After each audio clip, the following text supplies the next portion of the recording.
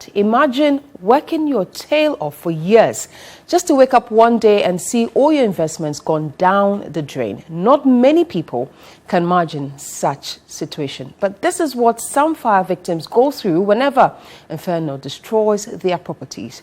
In this report, Ibrahim Abubakar takes a look at stories behind recent major fire outbreaks in Kumasi and their effect on victims.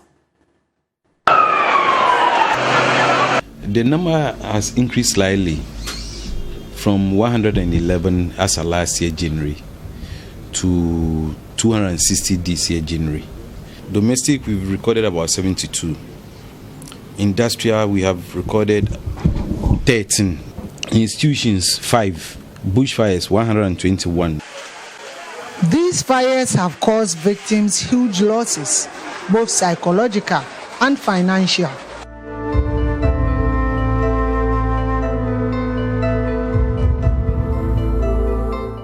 51-year-old Abdul Kadir is unable to quantify the amount of money he lost when fire gutted his shop on Thursday, February 3. The father of 5 has been selling wood for the past 2 decades of his life at Akwetia Line Wood Market until the unexpected happened. He recounted the trauma he had to endure when the inferno ravaged his workplace and drained all his investment. I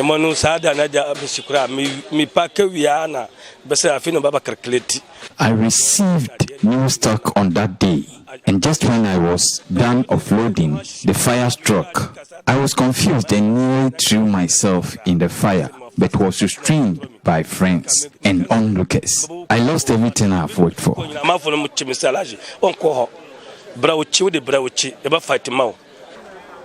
About 30 shops and more than 100 livelihoods were affected in this fire.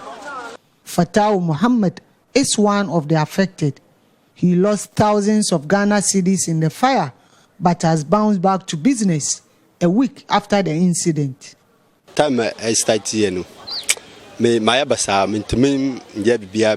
was looking helpless and couldn't believe what was happening. By the time personnel from the fire service arrived at the scene, we've lost everything. We leave everything in the hands of God. We have no option than to start the business again. Less than 48 hours after the Akwetia Line Wood Market fire, 5 shops in Edum were up in flames. Properties worth thousands of Ghana cedis were reduced to ashes within minutes. The next day, another fire swept through a baby daycare shop at Edum again. Several other fires followed. The Ghana National Fire Service has attributed most of the recent fires to recklessness. Most of them can be attributed to negligence and carelessness, because 3 things come together and it forms a fire. That is the fuel, anything at all that burns or combustible. Oxygen is always around us. So what we need to make the triangle complete is the source of ignition or heat. So that is what most of the time we have to do to separate it from these two. But most of the time we take it for granted. The amount of money lost in these fires is incalculable. But in all these disasters, one thing remains clear. None of the victims had insured his or her properties. The National Insurance Commission says insuring commercial property against fire is mandatory. Per the law, it's mandatory for all commercial properties to be insured. And we could see that, by our nature, if you are not enforced, you don't want to do the right thing or you don't want to comply with the law. So the National Insurance Commission, especially the Ashanti region, will soon embark on a pre-inspection exercise and public awareness to educate the public on the act that is a law to insure your property and also those who occupy. And also let them know the importance of insuring your property in case there is a fire. There is, however, an exception. The law mandates, but the place must be insurable.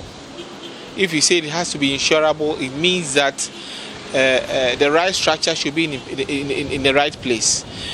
You can't just insure a wooden structure and expect an insurance company to pay claims, because it's a high risk. A fire can just erupt at any time. There are no safety measures to make sure that if there's even a fire, at least something can be done within the next possible moment to save the situation.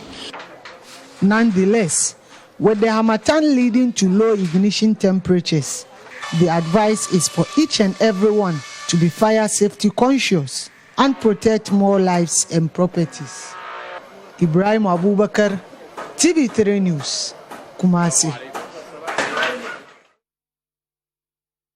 Right. So some statistics there that Ibrahim has shared. Very frightening, actually. Very frightening, because if the same year, the same January last year, they had recorded about 111, and this year they're recording 265 outbreaks in the region alone. It's a cause for over 100% increment. I mean, well, we're also hoping that when the National Fire Service undertakes a number of these investigations, they'll make some of these reports public so that we can do complete analysis on this. But that's why we decided to also comprehensively look into this. Right. But we're going for a quick break. When we